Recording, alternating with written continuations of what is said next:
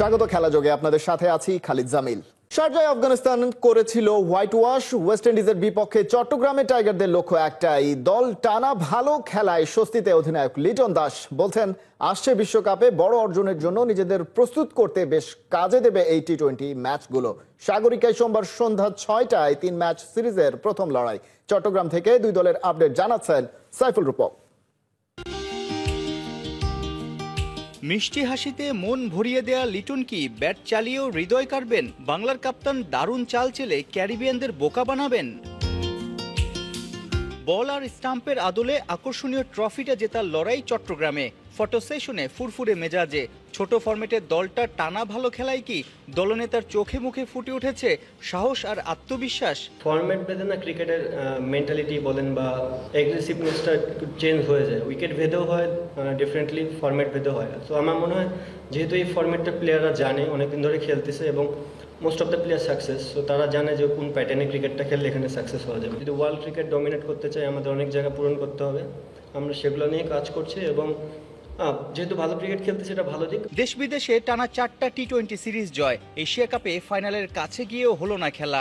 আসছে ফেব্রুয়ারি মার্চে ভারত আর শ্রীলঙ্কাতে ক্রিকেটের ছোট ভার্সনের বিশ্বকাপ। ওয়েস্ট ইন্ডিজ আর আয়ারল্যান্ডের বিপক্ষে জোড়া সিরিজ হবে প্রস্তুতির বড় মঞ্চ। এই দলটাকে নিয়ে কি ভক্তরা বড় স্বপ্ন দেখতে পারে? স্বপ্ন তো সবসময় বড়ই থাকবে। আমি দুইটা সিরিজে চাই যেন আমাদের প্লেয়াররা খুব চ্যালেঞ্জের মুখে পড়ে, আয়দার সেটা ব্যাটিংয়ে হতে পারে, বোলিংয়ে হতে পারে। আমি চাই যে এই 6টা গেম থেকে যতটা আমরা পিছিয়ে থাকবো ততটাই ভালো, ব্যাকফুটে থাকবো। দ্যাট মিনস যে চ্যালেঞ্জের কথা বলতেছি, নট যে আমরা গেমে পিছিয়ে থাকবো। আমি চাই যে বলাররা যখন বল করবে তারা যেন আন্ডার প্রেশার থাকে, যে জিনিসগুলো আমার ভবিষ্যতে সামনে যেহেতু ওয়ার্ল্ড কাপ সেখানে আমার অনেকটা হেল্প করবে। চলতি বছরে বাংলা ব্র্যান্ডের ক্রিকেট ক্লিক করেছে বেশ। ছক্কা মারায় টাইগাররা এখন বড় ভাই। 2025-এ বাংলাদেশ দল হাঁকিয়েছে 171টা ছক্কা। এক কথায় অবিশ্বাস্য। পাওয়ার প্লে কি স্লগে ধুন্ধুমার উইলোবাজি দেখা যায়। মিডল ওভারগুলোতে রান রেট কমে যাওয়াটাই যত দুশ্চিন্তা টিম ম্যানেজমেন্টের। 6 থেকে 7 পর্যন্ত যতগুলো বাংলাদেশ টিমের প্লেয়ার আছে এর ভিতরে মানে 6-এর সংখ্যা আমারই কম। যদি আমি ওভারঅল আমার ক্রিকেট ক্যারিয়ার দেখি, ম্যাক্সিমাম প্লেয়ারই অনেক বড় বড় 6 মারতে পারে। তো এটা একটা বাংলাদেশ টিমের জন্য positive sign. But at the same time আপনি ক্রিকেট শুধু 6-এর উপর দিয়ে গেলে হবে না, আপনাকে স্মার্ট ক্রিকেট খেলতে হবে।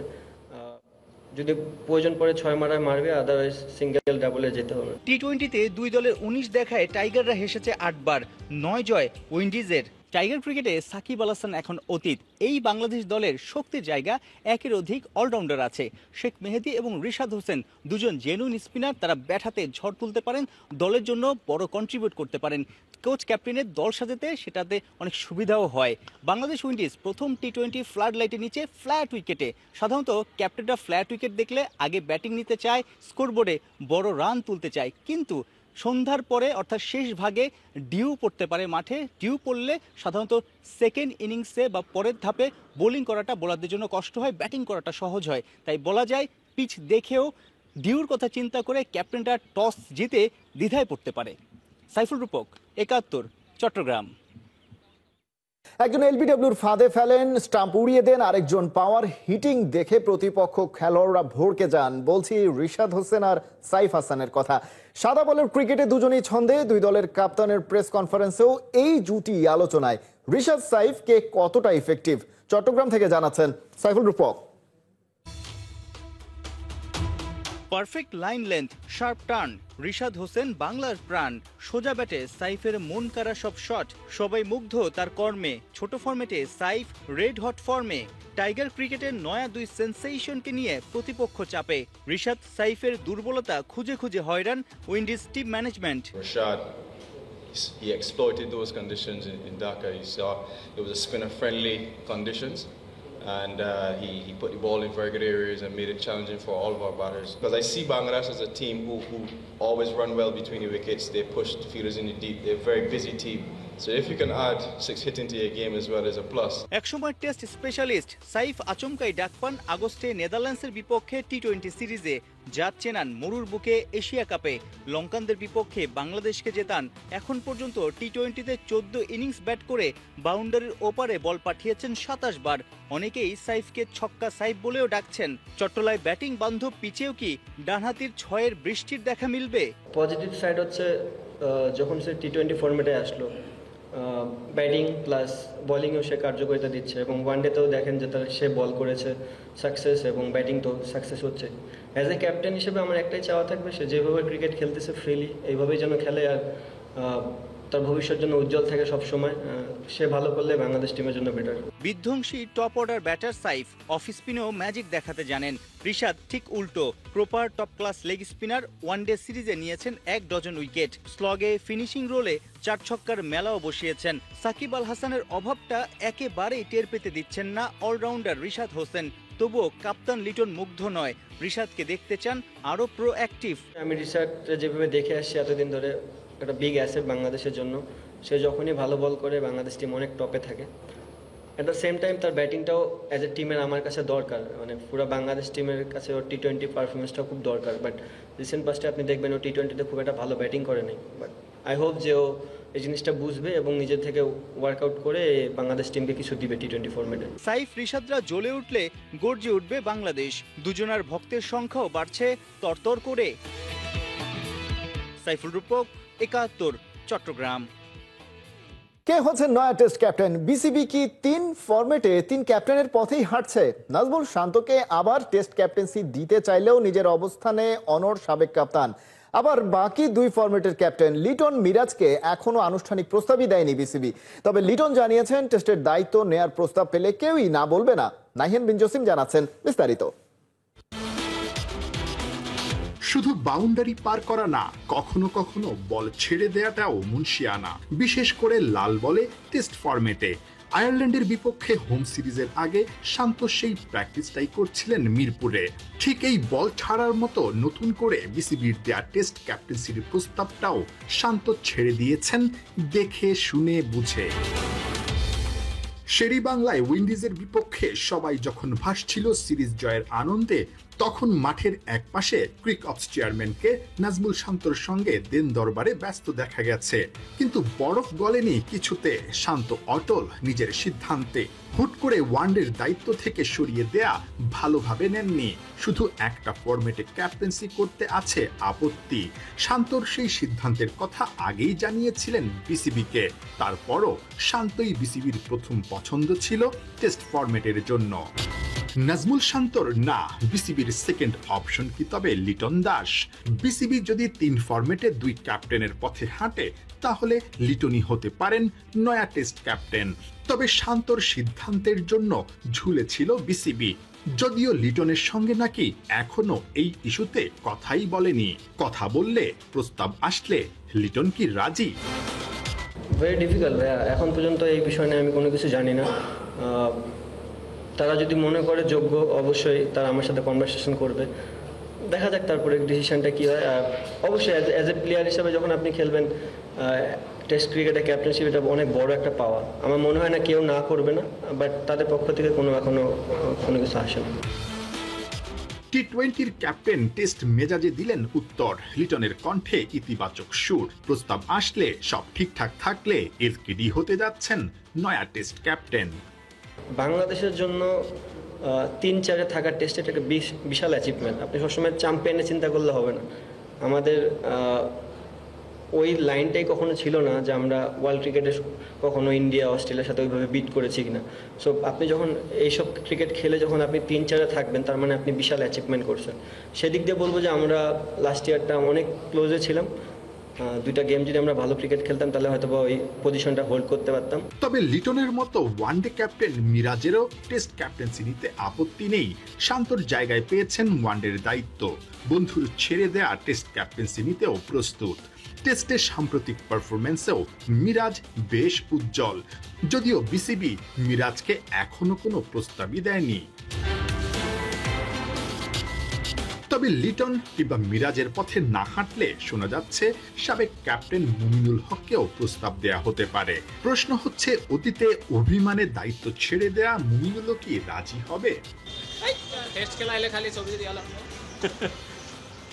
নাহিয়ান বিন জসিম, ৭১। বগুড়া ও রাজশাহীতে আফগানিস্তান অনূর্ধ্ব 19 দলের বিপক্ষে 5 ম্যাচের ওয়ানডে সিরিজ খেলবে বাংলাদেশ অনূর্ধ্ব 19 দল। বগুড়ায় প্রথম ওয়ানডের একদিন আগে আসন্ন সিরিজের স্কোয়াড ঘোষণা করেছে বিসিবি। যুব এশিয়া কাপের বর্তমান চ্যাম্পিয়ন বাংলাদেশ, এছাড়াও ঘরে বাইরে ভালোই দাপট দেখাচ্ছে ইয়াং টাইগাররা।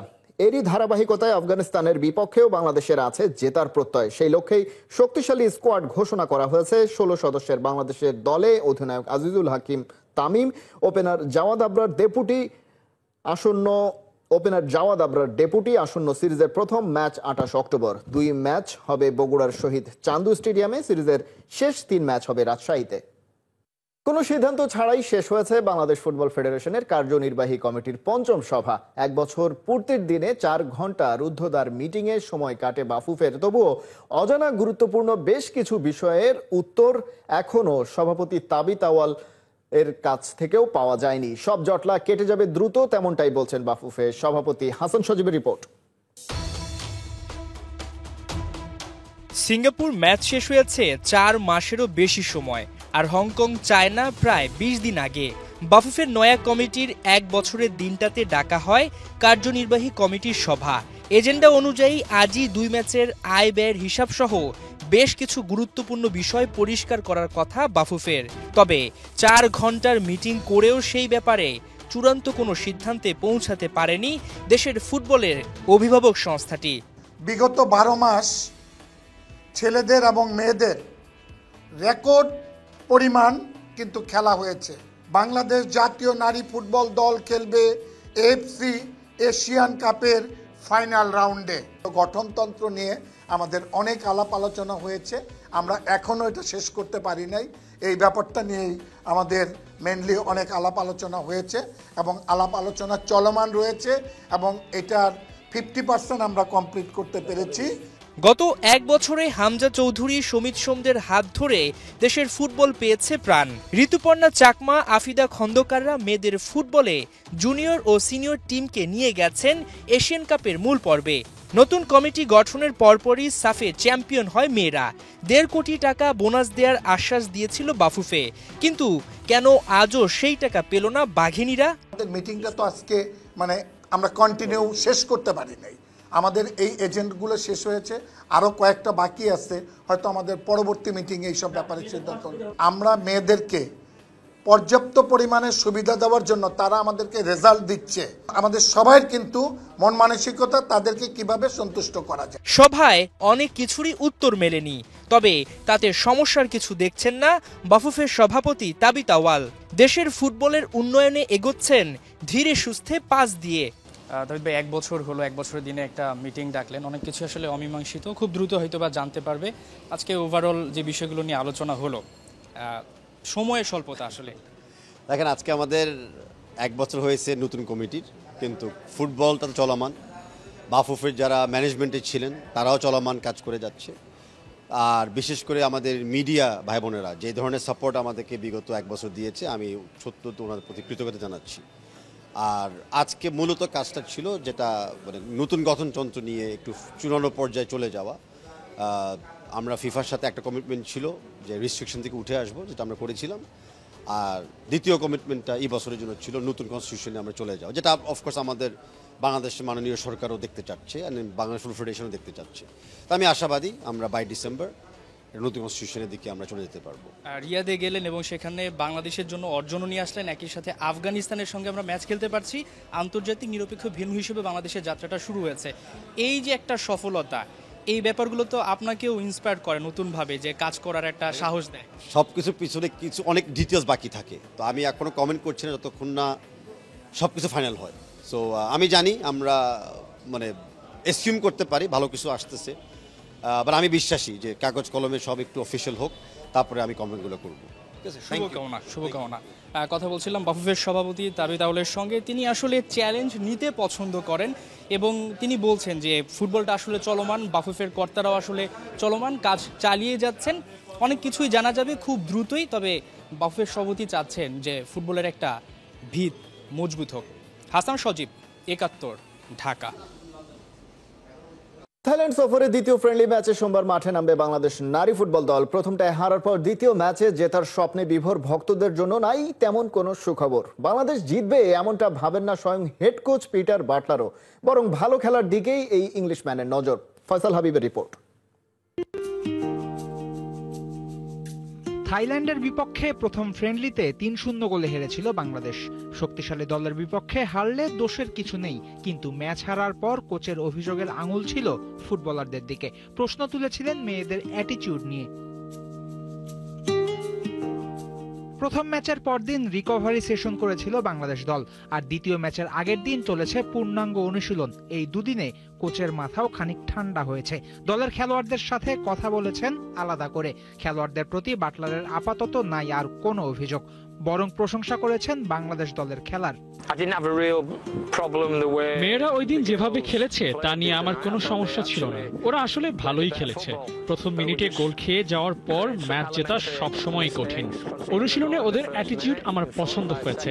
আমি কয়েকজন মেয়ের সাথে আলাদা করে কথাও বলেছি। বিশেষ করে 2-1 মেয়ের ফোকাস আমার খুব ভালো লেগেছে, যারা ম্যাচ জেতাতে পারে।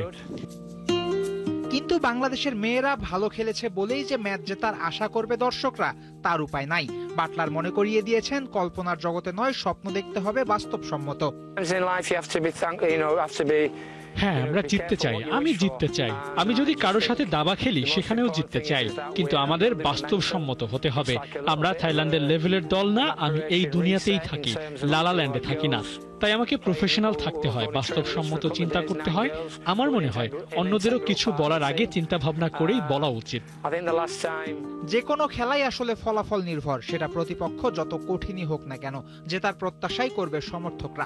বাংলাদেশের মেয়েদের প্রতি সেই আশা আরো বেশি। তবে থাইল্যান্ডে কেন জেতা যাবে না, এক্ষেত্রে কোচ এবার রীতিমতো অভিযোগের আঙুল তুলেছেন ফেডারেশনের দিকে। চাইনিজ তাইপের বিপক্ষে ম্যাচের পর আমরা হোমে কোনো ম্যাচ আয়োজন করতে পারিনি। তোমরা বলতে পারো বাইরে গিয়ে অন্য দলগুলোকেও হারাও। আমি কোনো অভিযোগ বা অজুহাত দিচ্ছি না, কিন্তু দেশের বাইরে গিয়ে জেতার চেয়ে দেশে ম্যাচ জেতা সহজ, অথচ আমরা সেটাই আয়োজন করতে পারি না। 2013 সালে থাইল্যান্ডের বিপক্ষে 9-0 গোলে হেরেছিল বাংলাদেশ। এবারের 3-0 গোলের হারকে উন্নতি মনে হতে পারে। একই সাথে মেয়েদের যে সুযোগ সুবিধার অভাব আমলে নিতে হবে, সেটাও সেই সমস্যার সমাধান হলে একদিন থাইল্যান্ডের বিপক্ষে হয়তো জেতা যাবে। ফয়সাল হাবিব, 71। এশিয়ান যুব গেমসে ব্রোঞ্জ পদক জেতায় বাংলাদেশ অনূর্ধ্ব 18 ছেলে এবং মেয়েদের কাবাডি দলকে 10 লাখ টাকা অর্থ পুরস্কারের ঘোষণা দিয়েছেন আইজিপি বাহারুল আলম। বাহরাইনের তৃতীয় যুব এশিয়া কাপের কাবাডিতে ব্রোঞ্জ জেতে বাংলাদেশের ছেলে এবং মেয়েদের দল। ছেলেদের ইভেন্টে 7 দলের মধ্যে তৃতীয় হয় বাংলাদেশ, মেয়েরা হয় 5 দলের মধ্যে তৃতীয়। এই গেমসে প্রথমবার মেডেল এসেছে কাবাডি খেলোয়াড়দের হাত ধরেই। ইরান থেকে দেশে ফিরে রবিবার কাবাডি ফেডারেশনের সভাপতি বাহারুল আলমের সাথে সাক্ষাৎ করে যুব কাবাডি দল। সেখানেই অর্থ পুরস্কারের ঘোষণা দেন বাংলাদেশ পুলিশের আইজিপি। ঐতিহাসিক এই সাফল্যের পর এর আগে উন্নত প্রশিক্ষণের জন্য কাবাডি ফেডারেশনকে 25 লাখ টাকা অনুদান দেওয়ার ঘোষণা দিয়েছেন যুব ও ক্রীড়া উপদেষ্টা আসিফ মাহমুদ সজীব ভুইয়া। সেন্ট্রাল এশিয়া ভলিবল অ্যাসোসিয়েশনের কাভা কাপে তুর্কমেনিস্তানের বিপক্ষে ঘরের মাঠে হেরেছে বাংলাদেশ। আগের ম্যাচগুলোয় আনবিটেন থেকেও সরাসরি ফাইনালে যাওয়া হয়নি ওদের। হাড্ডাহাড্ডি লড়াইয়ে 3-2 সেটে জয় পেয়েছে সফরকারী দল। 4 ম্যাচের 4টাতেই জয় পেয়েছে তুর্কমেনিস্তান। বাংলাদেশের সামনেও সুযোগ ছিল ঘরের মাঠে সরাসরি ফাইনাল খেলার। শুরুর দিকে বেশ ফাইটও করেছিল ওরা, কিন্তু শেষ দিকে 16-14 পয়েন্টে ম্যাচ জিতে নেয় তুর্কমেনিস্তান। প্রথম সেটে এগিয়ে যায় সফরকারীরা, দ্বিতীয় সেটে কামব্যাক করে বাংলাদেশ। তৃতীয়, চতুর্থ ও পঞ্চম সেটে নিজেদের আধিপত্য দেখিয়ে ম্যাচের নিয়ন্ত্রণ নেয় তুর্কমেনিস্তান। পরিসংখ্যান বলছে আগামীকাল আফগানিস্তানের বিপক্ষে বাংলাদেশ জয় পেলে ফাইনালে যাওয়ার লড়াই টিকে থাকবে। এ ছিল এখনকার খেলা যোগে। সরাসরি সংবাদ অনুষ্ঠান দেখতে চোখ রাখুন 71-এর ফেসবুক পেজে এবং সাবস্ক্রাইব করুন 71-এর ইউটিউব চ্যানেল। 71-এর সাথেই থাকুন।